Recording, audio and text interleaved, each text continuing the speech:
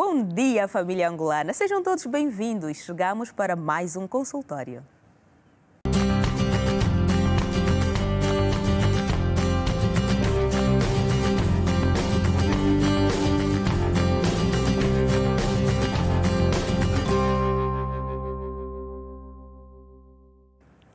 Conhecida como uma doença silenciosa e que pode causar muitas complicações, hoje nós vamos falar sobre hipertensão. E a minha convidada é a doutora Manuela Buriti, médica clínica geral. Bom dia, doutora. Bom dia, querida Nayol. Bom dia, Angola. É clínica geral ou internista? Interna. Talvez já estou aqui a dar novos títulos à doutora. Não. São funções similares? O médico clínico geral é o médico que terminou a faculdade de medicina e exerce a medicina. O médico interno geral, eu sou interna geral porque estou a frequentar o internato, estou a fazer especialidade. Muito bem. Então sou uma médica interna em estudo. O internista é o que terminou a especialidade de medicina interna. Gostei.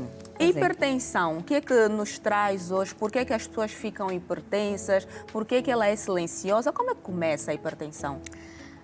A título de introdução, vamos aqui dizer que a hipertensão arterial é uma enfermidade crônica do fórum cardiovascular, não infecciosa. É uma enfermidade que se caracteriza pela elevação dos níveis de pressão arterial, nos valores de sistólica, que é a máxima, acima de 140, e diastólica, que é a mínima, acima de 90. Em indivíduos maiores de 18 anos, medidas em condições basais, em mais de 3 medições. Só assim podemos considerar hipertensão arterial. Dizer que é uma doença que se classifica do ponto de vista da apresentação de valores de tensão arterial em 5 grupos. Temos a tensão arterial normal, que é aquela que vai entre a sistólica até 130, a diastólica até 80 milímetros de mercúrio, que é a unidade que se usa para a tensão arterial. Temos a normal alta. A normal alta, que é aquela que vai a sistólica em 130 a 139 e a diastólica de 80 a 89. E temos já a hipertensão como tal no grau 1, que vai tensão arterial máxima, que é a sistólica de 140 a 159 milímetros de mercúrio e a diastólica de 90 a 99. No estadio 2, ou grau 2 da hipertensão, temos uma tensão arterial sistólica entre 160 a 179 e a diastólica entre 100 a 109. E no estadio 3, ou grau 3, temos a sistólica acima de 180, a diastólica acima de 110 milímetros de mercúrio. E ainda temos a hipertensão isolada, que é muito frequente em idosos, que é aquela em que a sistólica está bastante alta, acima dos valores normais, de 140, e a diastólica em valores normais. Então, chamamos de hipertensão isolada. E dizer que existem outras classificações também, existem classificações do ponto de vista etiopatogênicos, onde temos a hipertensão arterial primária, que epidemiologicamente está entre 90% a 95% dos casos de hipertensão.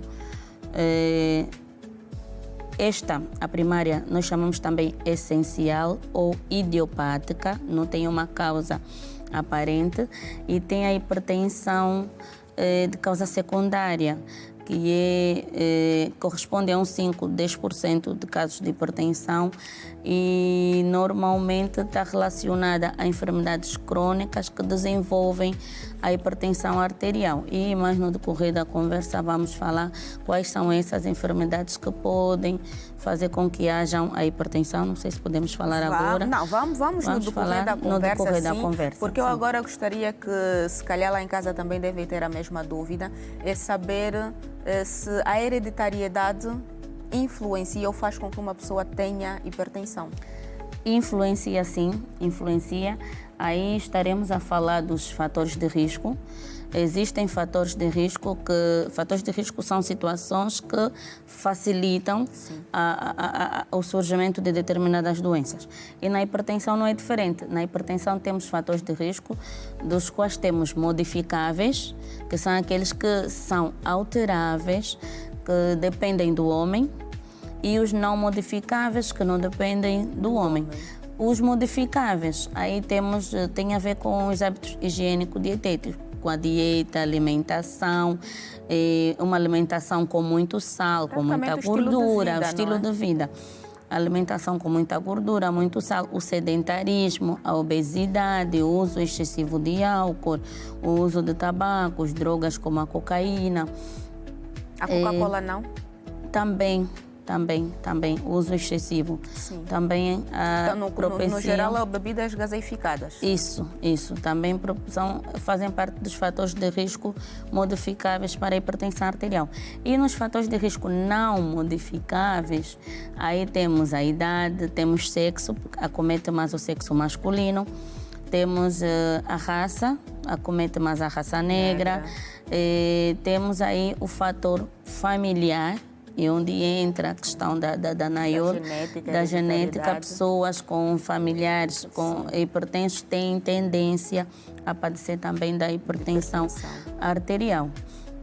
E então é basicamente isso. É por aí. E quais são os mitos que a doutora ouve? Por exemplo, hipertensão alta, hipertensão baixa, tensão alta, tensão baixa. Que relação elas têm? A mesma coisa, não é? Porque é o que mais ouvimos falar. Ouvimos. Eu acho que isso tem a ver com terminologia. Porque a hipertensão arterial já é a tensão arterial alta, que é a tensão arterial elevada. A hipotensão arterial está relacionada à tensão arterial baixa. Então, acho que isso tem a ver com a terminologia, a forma como nós falamos. Sim. Quais são os mitos que a doutora mais ouve em consultório? É tanta coisa. Jesus. 3 deles. Três. Vamos aqui selecionar. 3. Enquanto pensa nos mitos, não é porque vamos falar dos mitos. Sim, vamos falar mais para lá. Sim, vamos falar dos mitos, porque nós somos africanos e nós acreditamos em muitas muita coisas. Coisa, é verdade. Que medicamentos, por exemplo, é que já ouviu que alguém fez tradicional que tem a ver com a cura da hipertensão? É tanta coisa. As pessoas tomam chás, muitos chás para a tensão. Alguns deles são bons, são indicados, porque os medicamentos normalmente são feitos à base de extratos de ervas, são bons, as pessoas tomam chás, as pessoas fazem dietas às vezes absurdas, com o intuito de controlar a tensão arterial e por aí. Muito bem, doutora. Sim. E como é que nós podemos nos prevenir? Não é? O fator genético não tem como. Não tem como. Mas, de certeza que existem medidas para mitigar, para prevenir, ou seja, não fazer com que a pessoa tenha inúmeros casos de crises. É isso. Eu vou começar aqui a dizer que é muito importante fazer rastreios, fazer consultas de rotinas, porque a hipertensão arterial é uma entidade silenciosa. Conforme a Anaiolo já disse no princípio, é uma doença silenciosa que muitas das vezes as pessoas descobrem quando vão para o consultório para qualquer outra coisa, como faz parte da triada de Manchester, faz parte da triada, todo doente que vem ao hospital faz o controle da tensão, aí é que às vezes nos deparamos com valores de tensão arterial muito altos e quando colocamos o paciente com caderneta para fazer o controle, as 3 ou mais medições e nos deparamos com um paciente hipertenso. Então, é muito importante fazer consultas de rotina para ver como estão os nossos valores de tensão arterial, porque muitas das vezes ela é silenciosa, mas também às vezes apresenta-se com sinais e sintomas característicos, como a cefaleia, como a tontura, como o mal-estar e muitos outros. Então é importante fazermos consulta de rastreio, é importante ver porque a malária traz complicações muito sérias, muito graves. É uma patologia... A hipertensão ou a malária? A hipertensão. Muito bem, doutora. A hipertensão. Mas a hipertensão também, ou seja, a malária pode causar hipertensão, já que... Não. Nenhuma leva a outra? Não. A malária tem nas suas complicações o AVC isquêmico. O AVC isquêmico, acho que aí tem alguma ligação, porque a hipertensão também dentro das suas complicações, e a principal, a mais frequente no nosso meio, são os acidentes cerebrais vasculares, que podem ser hemorrágicos e podem ser isquêmicos. E tem outras complicações, como também a insuficiência renal, que no caso da hipertensão normalmente é crônica.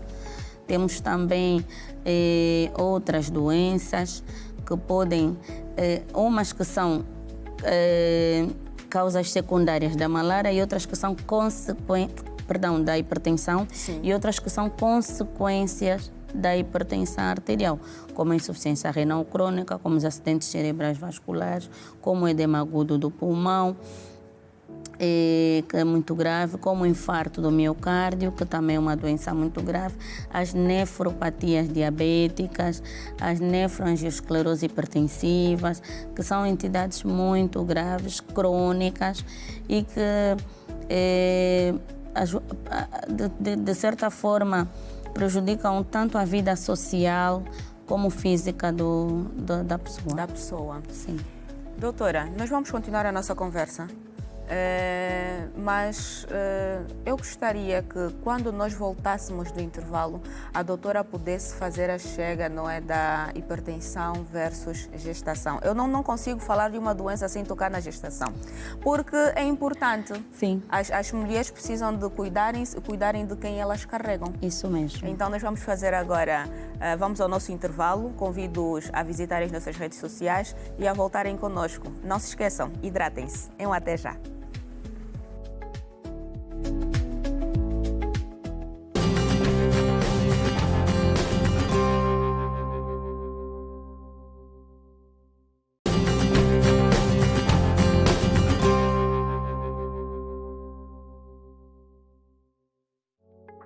Estamos de volta, como prometido. Hipertensão é o tema de conversa do nosso consultório e está comigo a doutora Manuela Buritim, médica interna geral. Doutora, já lembrou-se dos mitos? É que são situações meio... são caricatas, não é?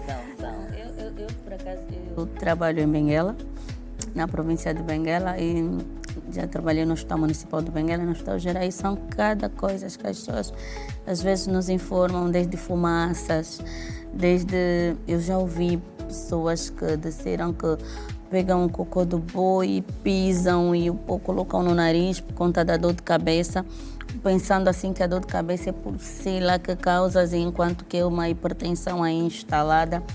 E já ouvi toma de ervas, tratamentos tradicionais, à base de tudo, por conta da dor de cabeça e da sintomatologia que dá hipertensão arterial.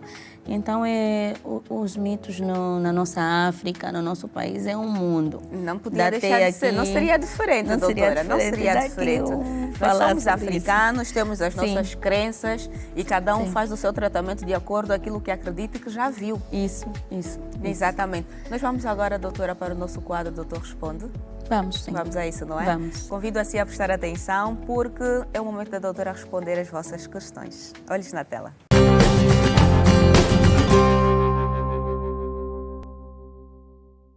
Saber o que é que leva a pressão a subir. Bruno Alexandre. Doutor, o que é hipertensão e quais são as suas causas? Mayamona Mayaka, quando é que a hipertensão é grave? Doutora, 3 perguntas.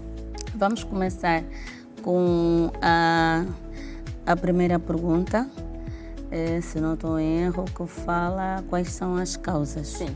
Não é? Como já havia dito aqui a princípio, existem as causas primárias, que são essenciais e idiopáticas, que acometem normalmente entre os 30 a 50 anos de idade, que é a faixa etária em que mais aparece, e aí não tem uma causa aparente, está relacionada aos nossos hábitos, alimentares, sedentarismo, obesidade, todos os fatores de risco que já relacionei. E existem as de causa secundária, que normalmente atua na faixa etária abaixo dos 30 anos e acima dos 50 anos. E aí também incluímos as gestantes, também, que mais para lá vamos falar. Aí nas causas secundárias existem várias, desde as causas neurológicas, como tumores, desde as causas endocrinometabólicas, como feocromocitoma, hipertiroidismo, hiperaldosteronismo secundário e outras, como as causas renais, através de causas glomerulares e vasculares. Temos causas ainda medicamentosas, aí encontramos o uso de anti-inflamatórios não esteroideus, como ibuprofeno e diclofenac, que a nossa população toma aos pontapés de forma desordenada, sem medicação, sem receita médica. Estes são fatores muito influenciantes na hipertensão arterial. O uso de ibuprofeno, diclofenac, o uso de esteroides, o uso de drogas como cocaína, os anticonceptivos orais, os anticonceptivos em si. Por isso também daí a importância de toda mulher, antes de usar qualquer anticonceptivo, procurar um médico, fazer exames e consultas para se definir qual anticonceptivo o ideal para usar de acordo com a sua condição, porque também propenciam a hipertensão arterial e muitas outras causas. A hipertensão arterial é grave, é muito grave, principalmente quando já acomete órgãos alvos, como o cérebro, nos casos dos acidentes vasculares cerebrais, no coração, como o infarto do miocárdio e outras, como o edema agudo do pulmão. É uma condição muito grave mesmo. Tive uma experiência extremamente desagradável no banco passado, no domingo, muito grave. Temos a insuficiência renal crônica, que também é uma complicação da hipertensão arterial e tende a subir os casos no nosso país numa proporção tremenda. E é uma patologia que também, tanto a insuficiência renal crônica como os acidentes cerebrovasculares, acabam deixando os pacientes dependentes, com condições sociais difíceis e físicas muito limitadas. E temos também outras complicações, como já citei, a nefropatia diabética, a hipertensiva, que são complicações que acabam, às vezes, levando a vida do paciente. Muito bem. Segunda questão, o que é? A hipertensão, como já disse no princípio, é uma enfermidade não infecciosa, crônica, do fórum cardiovascular, caracterizado pelo aumento da tensão arterial acima de 140, a sistólica, e acima de 90, a diastólica. Por que ela sobe? Foi a outra questão. Sim. Por que ela sobe? Ela sobe porque quando não cumprimos com aquilo que já falamos nos fatores de risco, quando consumimos muito sal, quando consumimos muita gordura, dizer aqui que a quantidade de sal diária que devemos consumir está entre 2 a 3 gramas de sal diário, e às vezes abusamos mesmo, consumo excessivo de sal, consumo excessivo de gordura, o sedentarismo, o não exercício físico. Daí a importância da prática de exercício físico, caminhadas, corridas. Vamos criar uma gincana, principalmente aqui na Rede Girassol, doutora. Estou dentro. Sim, bora lá. E quando é que ela é grave, doutora? Ela é grave quando acomete esses órgãos dianos, quando se manifesta com complicações como encefalopatia hipertensiva, como acidentes cerebrovasculares, como edema agudo do pulmão, como infarto agudo do miocárdio. São enfermidades que surgem como complicações e, quando instalados num doente hipertenso, são muito graves. O prognóstico é muito reservado. Não há como reverter? Não são reversíveis? São reversíveis, são reversíveis. Mas o tempo é muito importante. O tempo nessas patologias é muito importante. São reversíveis, mas são muito letais. No entanto, todo cuidado é pouco, é importante mesmo medir a tensão e trabalhar no estilo de vida. Muito bem, doutora. Nós temos aqui mais questões como é de hábito. Aqui o Otoniel questiona qual é a relação que existe entre o açúcar e a hipertensão. No açúcar e a hipertensão, quase pouca relação, apesar de que existe a nefropatia diabética, não é, que também é uma consequência da hipertensão e leva à nefropatia diabética, que é o surgimento da diabetes no decorrer de uma hipertensão arterial. Mas é importante nos estilos de vida também limitar o açúcar ou usar a quantidade necessária de açúcar, porque também é um dos males. Se podemos até não usar açúcar, melhor. É importante usar um pouquinho. É importante, o cérebro precisa. O branco, o mascavo, o adoçante? O mascavo e o adoçante de preferência. Muito bem, doutora. Temos aqui mais uma questão da Juliana Gomes. Bom dia, doutora Manuela. Quais são os cuidados que uma pessoa com hipertensão deve ter? E ela pode ser transmitida geneticamente, já respondemos essa questão, mas quais os cuidados que uma pessoa com hipertensão deve ter? Uma pessoa com hipertensão, a princípio, deve ter controle regular com o médico, quer seja um clínico geral, quer seja um neurologista, quer seja um cardiologista.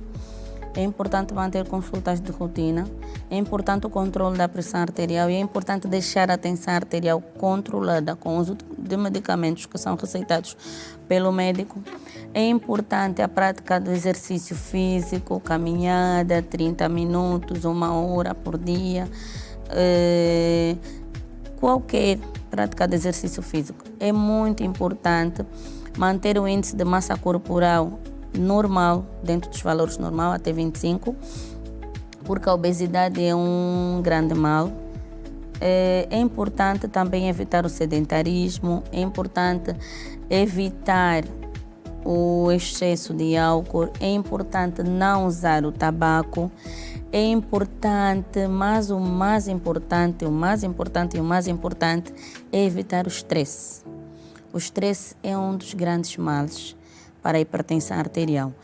O estresse situacional tem sido hoje por hoje um dos fatores que maior aumenta os casos de hipertensão arterial, dado as condições socioeconômicas que nós encontramos. Estamos submetidos a estresse, quer no local de trabalho, quer emocional, quer físico, quer em qualquer momento, não importa. A qualquer altura. É isto. E é muito importante controlar o estresse, muito importante mesmo. Controlar o estresse, principalmente o emocional. É importante, ao fazer uso de anticonceptivos, procurar um médico para indicar o ideal. É importante não usar drogas. E não fazer automedicação. Não fazer automedicação. Muito bem, doutora. Nós vamos agora agradecer por ter participado, por ter feito as suas perguntas e pode continuá-las no Facebook ou nas nossas redes sociais. Já sabe que a Rede Girassol Angola está presente em quase todas as redes sociais. Doutora, conselhos? Os conselhos vão aqui dirigidos à nossa população. Sabemos que a hipertensão, hoje por hoje, atua em qualquer faixa etária, mas o maior risco está em pacientes entre 30 a 50 anos. É importante. Antes era de 50 para cima. Para cima. Agora está a descer. Já está em 30 a 50. Misericórdia, e com as Senhor. suas complicações.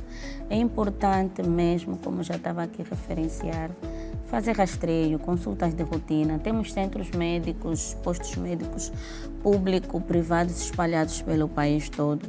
No entanto, uma vez ou outra, fazer controle da tensão arterial, fazer controle da glicemia, fazer controle de ureia, de creatinina, que são exames que vêm se tem alguma alteração ou complicação já da hipertensão arterial no rim ou outros. É importante visitar o médico, pelo menos se é saudável, sei que não tenho nada, pelo menos uma vez de 3 em 3 meses, de 6 em 6 meses, para rastreio.